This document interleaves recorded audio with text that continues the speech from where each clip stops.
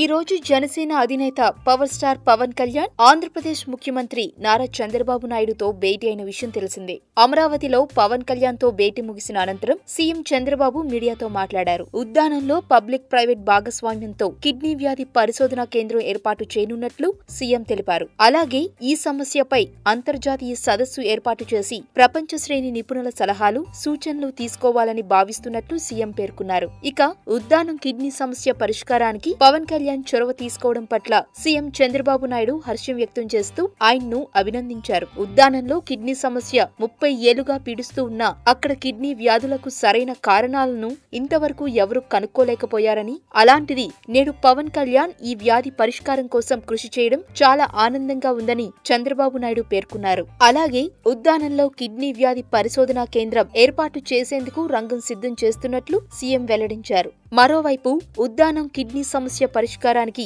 Harvard university వైద్య బృందం జరిపిన అధ్యయనం సిఫార్సులపై సీఎం చంద్రబాబుకు హార్వర్డ్ మెడికల్ స్కూల్ ప్రెజెంటేషన్ అందజేసింది. ఈ సమస్య కేవలం ఉద్దానంలోనే కాకుండా దక్షిణ అమెరికా, యూరోప్ తో పాటు అన్ని దేశాల్లో ఉందని Harvard professor doctor Joseph Bonventre తెలిపారు.